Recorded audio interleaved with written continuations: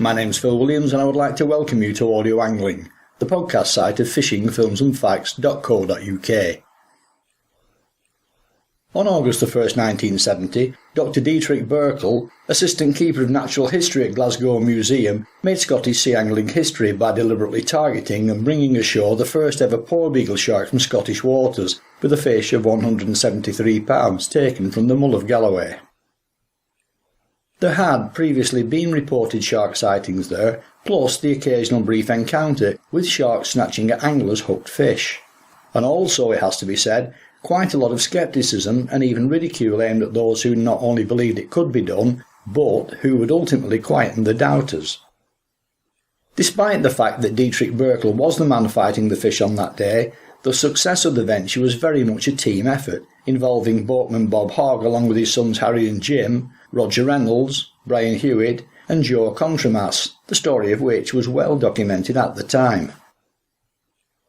Back in 2011, just after the 40th anniversary of that catch, interest on one of the national angling forums unexpectedly resulted in a front page story in the Galloway Gazette entitled Exclusive, Truth Behind Record Shark, written by the columnist Peter Foster and based on conversations with members of the Hogg family who were present on that day and had, after 40 years of silence, suddenly been moved by reported feelings of guilt and integrity to tell a totally different version of the story, completely at odds with the original report.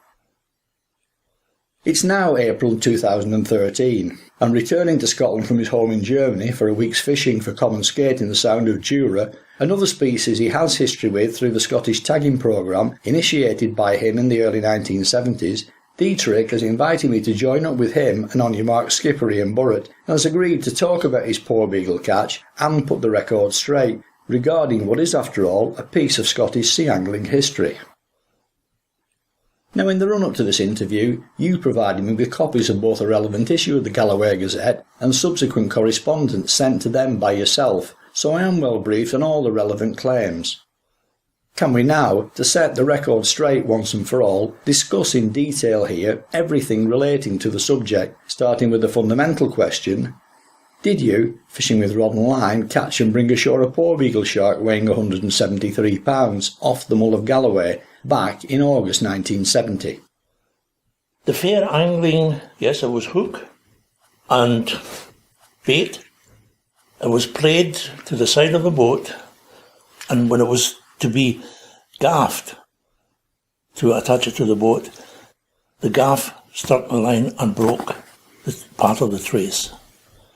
And the fish started drifting away from the boat. And it was just a couple of strokes with the oars, and we were back at the side of the fish. Now, okay, that's a part. If our claim is made on fair angling as a record, then it would not have been a fair record, which always stipulates that when the fish is taken to the side of the boat, the hook must be in the fish and the fish must be attached to the rod.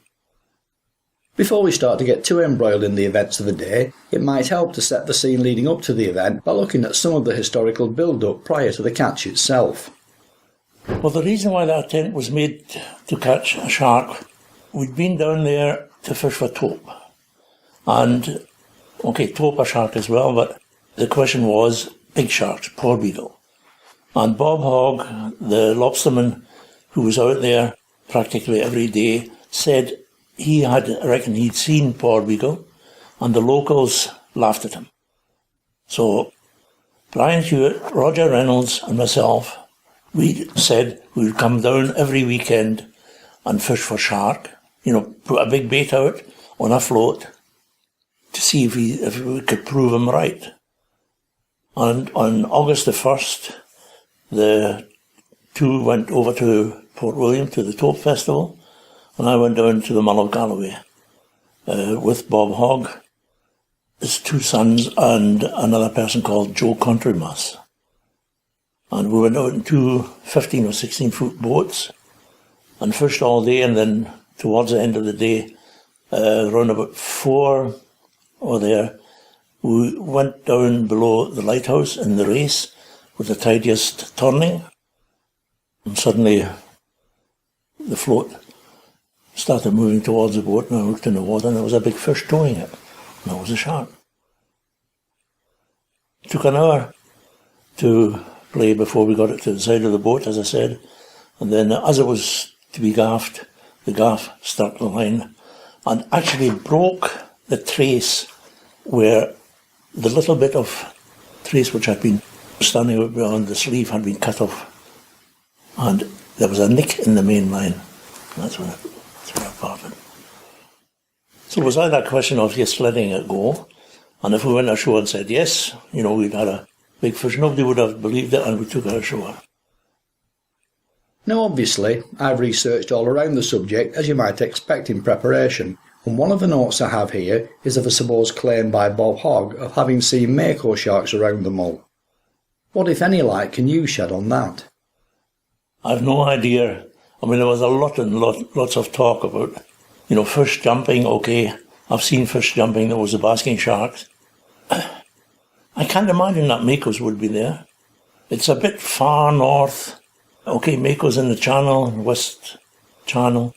Yes, but not so far north. And in those days, climatic conditions were a bit different also.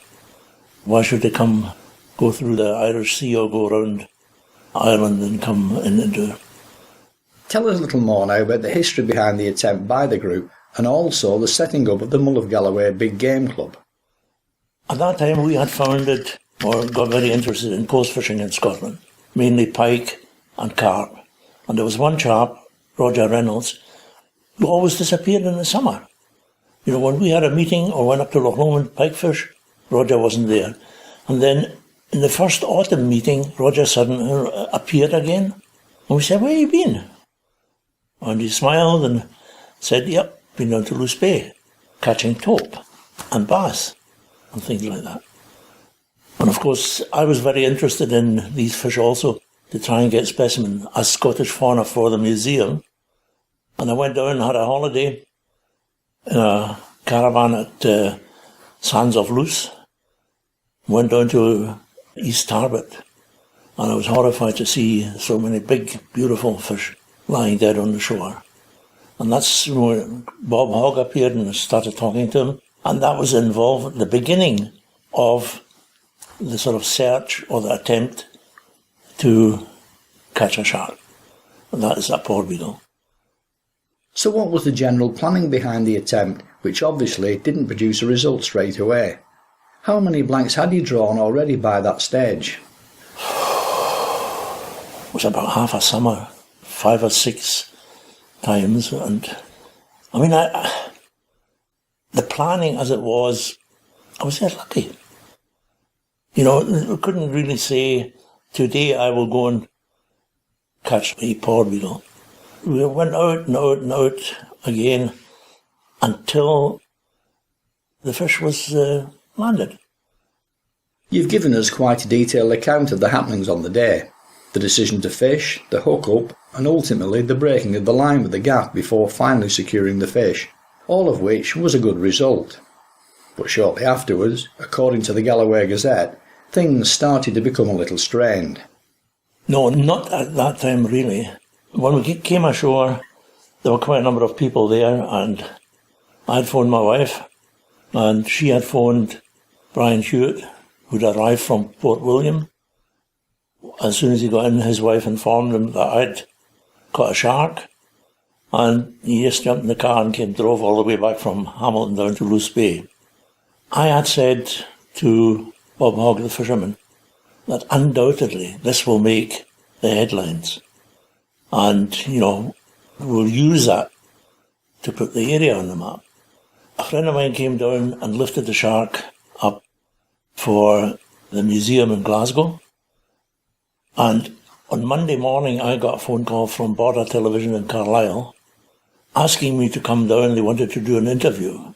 And I said, okay, I'll come down, but only if Bob Hogg, the skipper, is there as well. Because I'd said to him, whatever happens with me, you were the guy who took me to the shark, and so on. And they tried to find him, but he apparently was somewhere at sea and couldn't be reached. So I said, okay, you've got Monday evening, reach him, and I'll come down on Tuesday. And they said, no, that news is no news on Tuesday, it's news today. So I went down and did the interview. It was about 3/4 of an hour, all sorts of aspects, and I always mentioned his name as a man whose boat I was in and the reason why we'd done it and everything else, and I gave him all credit in the capture of the shark, his part in it.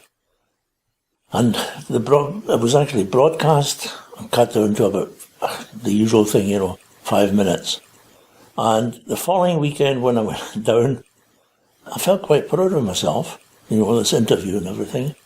And I got into Dunmore and, as soon as they saw me, you bastard, excuse me. I said, what's up? You'd promised to take me to that interview. And I said, yes. And I had intended to, and I'd given them your name and everything else, but you were at sea and they couldn't contact you. And they said that if I didn't come down on the Monday, they would just skip it. And I think it was always better to do the interview. You got credit in it, and it should do some, do you some good. But the thing was that our friendship was bust up because of that. He never forgave me for saying I would take him and then not having that, and he wouldn't accept the explanation I'd given him why I'd gone down there on my own. Jumping forward now to 2011 and the Galloway Gazette, which I know you had an exchange of correspondence with, how and why did all that come about? The funny thing was I was surfing on the internet looking for pictures of sharks, and I came across a picture of a shark hanging from a sort of gantry and a little girl standing beside the fish, and there was a panel in the background, Milbro tackle, and my name on it and the shark and everything else. And the question was, can anybody say anything about this picture? And somebody had already answered it, saying it was a Porbeagle caught on the 1st of August 1970 at the Mull of Galloway, etc., etc. And that started off a thread on world sea fishing. And to begin with, it was quite neutral and just sort of facts. And then Brian Hewitt published a long article in that, saying he was correspondent to the then going, I think, Angler's Mail. And it's very gradually took a funny sort of turn, slagging turn, where I was the bad one. And the end of it was actually an article published in the Galloway Gazette with a front page headlines, hook, line, and a real stinker. And a photograph of the shark hanging from the gantry and myself standing beside it. Now, according to that story, which I have read, your interest in the shark potential around the Mull of Galloway was actually stimulated by the others involved, particularly Roger Reynolds and Brian Hewitt, whose initial idea the attempt had been, and that they were now trying to distance themselves from what had happened on the day of the catch. There wasn't any one particular person who was a driving force. We were a trio, and we had gone down a couple of times together, Roger in his own boat and Brian Hewitt and myself together with Bob Hogg. But then they had an interest. Brian Hewitt was also a match angler, and he had an interest in competition angling. And the Loose Bay Taupe Festival, run from Port William on the other side, that was the one they went to. And I said, no, I'm not coming. I said I'd promised to go down to Loose Bay, to the Mull of Galloway, whenever I could, to see if we can catch a shark, a Porbeagle, and I did that. As I understand it, this was in the company of Joe Controversey and one of Bob Hogg's sons. We went out in two boats very early in the morning, Bob Hogg. I think it was Jimmy Hogg, myself in one boat, and Joe Controversey and another of Bob's sons in a second boat. And we fished all day, sort of between the Mull Head and Maryport. And then towards the end of the day, we went right below the lighthouse and sat in a back eddy. And the mackerel was out on the balloon. And suddenly I saw a big shark in the water swimming past the boat. And There was a red balloon falling, and that was a fish. So despite what's been written in the press and on the internet, you're quite happy with the fact that it was a team effort, with you being the one fortunate enough to hook into that first fish. You know, I mean, the whole thing was that at that time, Bob Hogg knew generally, he himself wasn't a keen sea angler. He did a bit of sea fishing and that. And if I may skip 40 years on, the person who now does the sea charters in there, he is somebody who really knows the area. And if you're fishing taupe in one spot and there's nothing doing, you'll go somewhere else. And I mean, that was a huge difference. And if I had caught the shark with Ian Burrett, I could have said, right, he was a skipper who took me to the shark. But in that 40 years ago, try here, try there, and it was just luck. I was lucky. And at that stage, with the exception of Bob Hogg, of course, whose nose had been put out of joint with the way the publicity had gone, everyone else involved was still looking at it as having been a successful team effort. It was only when the Galloway Gazette article appeared 40 years later that cracks were reported as appearing to show. So how did all of that come about? I don't know. Obviously, I think if one reads a bit between the lines and all the things that have been published on the internet, and also in that article, you can read between the lines there was a certain amount, with quite a bit of envy. Very much later, 40 years later, it grew and sort of matured. To be honest, it sounds like it's been festering for quite a while, because the article holds up the members of the Hogg family present as people moulded from truth and integrity, then goes on to quote a very different version of the day, which had not previously been reported in the intervening 40 years. I don't actually know if Bob Hogg, he was a man with quite a temper, but I don't think he was the driving force behind all that, because he died many years before. If there was any driving force, I think that came from the attack from Jimmy Hogg, who'd been in the boat, and Brian Hewitt, because Brian didn't catch a shark, I did. The report also makes a number of allegations which I know you wish to refute, one in particular being that you had stopped visiting the area after the shark catch. That is absolutely untrue, because I got my own small boat, took it down there, and used to go down Friday evening or very early Saturday morning, go to the pier, look out and say, it's a bit rough, but I've come all this way, I'll go out. And then the night was spent in a tent or sleeping in a minivan. And I tried to fish, whenever I could. And in fact, I think one of the last trips must have been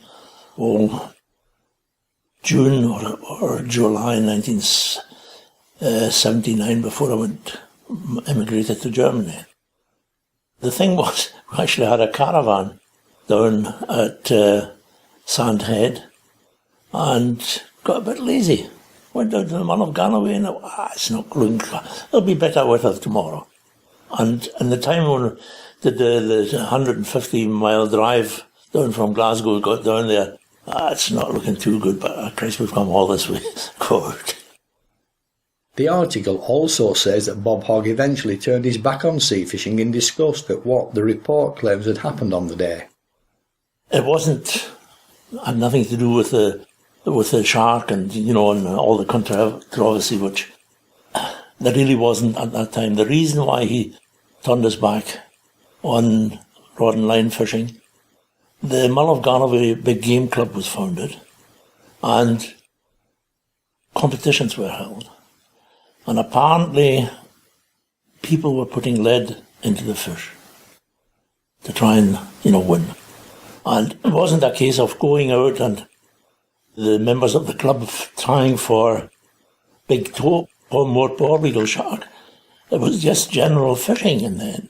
So the name Big Game Club was a fancy name that had nothing really to do with the activities of the club. There were trophies and everything, and it was just the usual type of fishing club with all the activities and trophies, etc. So do you feel any responsibility for Bob Hogg's sour grapes? And with hindsight, could you or should you have handled the press aspect of things any differently? No, I mean, the real publicity was the fact, the interview with Border Television. And what else? If I'd said, no, I'm not coming down because he's not there, then they would have just said, a shark was caught, and that was it, la-di-da. Nothing more, or a few details. And they would not have made the broadcast. Okay, the broadcast wasn't national. It was Northern ITV, out from Carlisle. And, people who listened to the broadcast heard his name several times. And I think that, if I hadn't, there would have been nothing really. Looking back at the whole history-making episode now, what are your thoughts regarding the various people involved and the way in which a distorted view is now what most people will actually remember of it? I was surprised and sorry, that this sort of attitude appeared after virtually 40 years.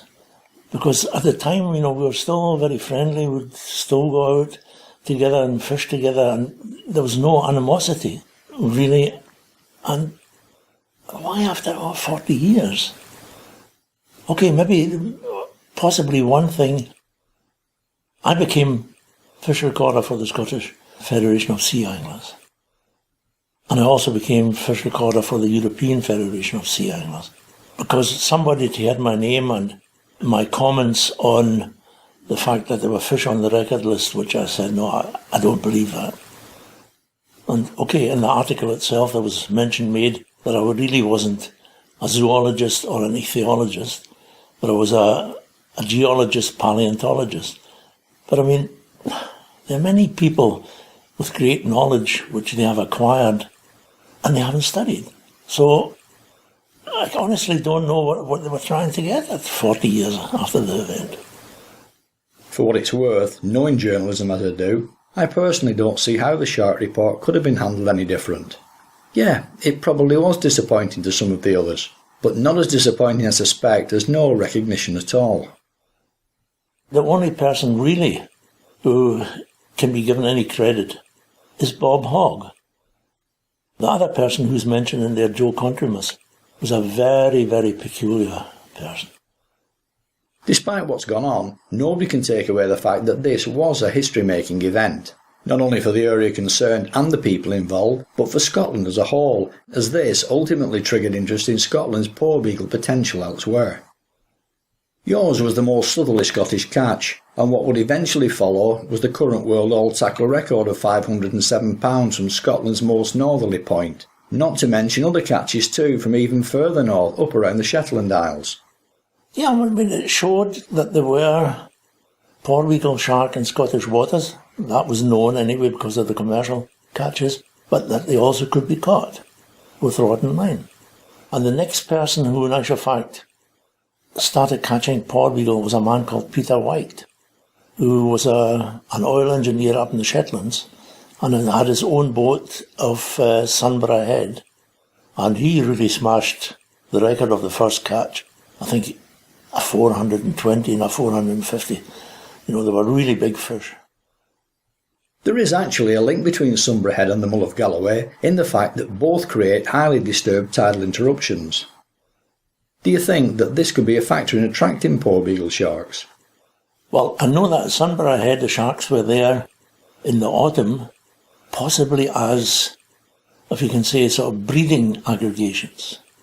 It is known, for instance, in the middle of the North Sea, a number of years ago, some Danish fishermen caught porbeagle, and then they went out and they caught more porbeagle, and in the end, I think they caught over 350 porbeagle in a very, very small area, and possibly destroyed a part of the North Sea population. And Sunborough Head seemed to be the same sort of thing, because of the fishermen who'd taken me out said when they go out in the autumn to catch their winter fish, it's quite often, they're getting haddock on the hand lines. As they come up, there's porbeagle going and stripping the fish off. The evening that he took me out fishing up there was one, it was mountains of water. I was lying on the deck, and this great big Shetland that's standing over me. You know, feeling well, laddie. No, I'm not feeling well. There were no haddock, no porbeagle. Does that suggest a local link then between the haddock and the porbeagle sharks? Congregations of fish. Yeah. Whether it's it's the same if you think up at north of Scotland with large numbers of coalies and porbeagle coming in there. Going back to the geographical link mentioned earlier, another shared aspect by the two areas is now the lack of porbeagles present since their initial discovery. No, well, I think Sunborough Head, very, very difficult waters. I mean, if you think of the Mull of Galloway with its tide race, that is nothing compared with this tide race and the waves you get at Sunborough Head. And the locals, who, again, it's a case of, if they go out fishing, it's fish for eating. And, you know, catching sharks is not really interesting because I don't think, you know, you would, if you got a 2 hour, 300 pound shark, that's a lot of eating. Given that very few porbeagles are ever caught around the Mull of Galloway and Burrow Head on the other side of Luce Bay, and the fact that none have been reported in any sense there for a very long time, can you see a repeat of your fish ever taking place at some stage in the near future?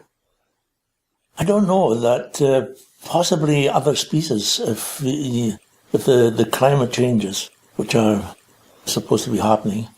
But we keep forgetting that if it gets warmer sooner or later, if the North Atlantic Drift or Gulf Stream stops flowing, we're in trouble here, because we're at the level of Labrador, and it's going to be very, very cold here. So I don't know, you know, it's what can really happen. So despite sea temperatures on a global basis rising, polar ice cap melt and its effect on the Gulf Stream could actually see us having much lower temperatures than we do at present. Yeah. The whole thing is that they now know what drives the North Atlantic Drift. It's a fact that water evaporates and the seawater gets heavier and sinks down. Now, if you start getting the ice melting in Greenland, you're going to get fresh water lying on top of salt water. There's no evaporation of the salt, of the water from the salt water, so that will possibly stop the North Atlantic Drift. And then, you know, we're really getting cold water because we are at about the level of Labrador. What do you think is the future of Scottish shark fishing and the efforts to stimulate population numbers of all Scotland's cartilaginous species by people such as Ian Burritt and Sasakan? Or are you so far removed from this now living in Germany that most of this has pretty much passed you by? Well, Ian with his attitude, and well, if I can go back, Bob Hogg's attitude in the end was the same, that when he took people out, they caught taupe, and he didn't allow them to take them ashore, because he also realised that his future as far as recreational angling lay in the fact that there were taupe here. Now, Ian has been doing exactly the same thing, and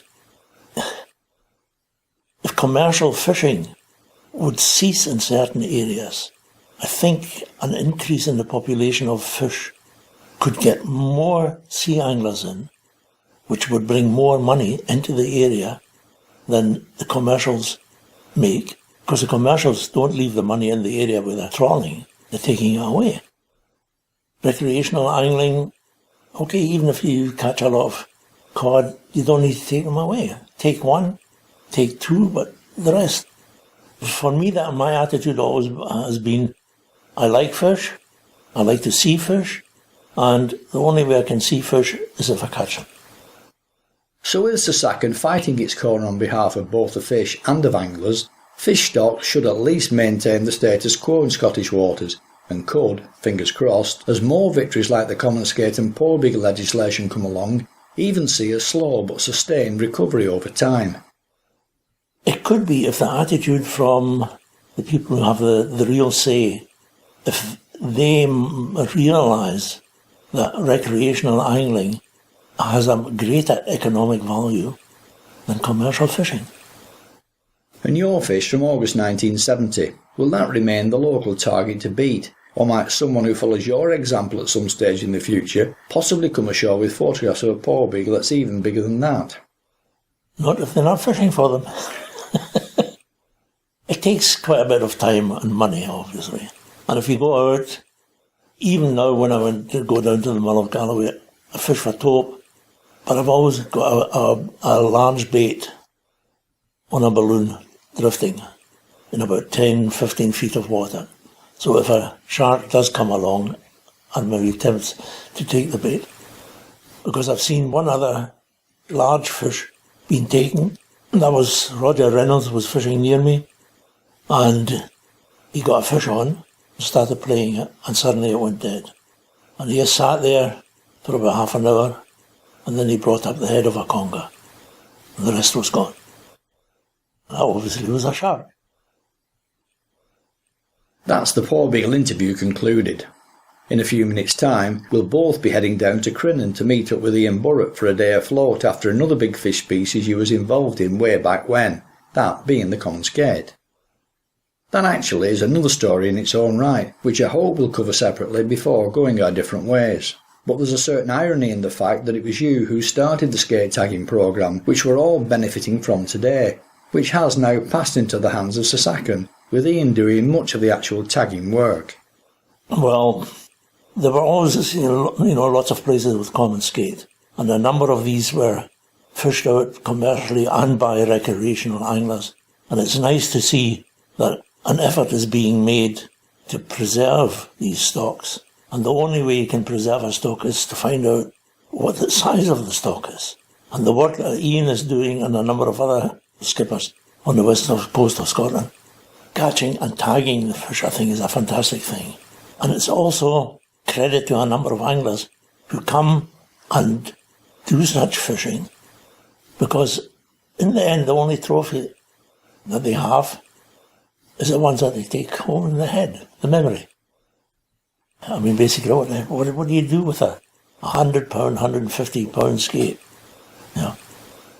So it's nice to see, the sort of attitude is that there's a change in attitudes towards conservational fishing. So there you have it, the final word, the definitive version straight from the horse's mouth.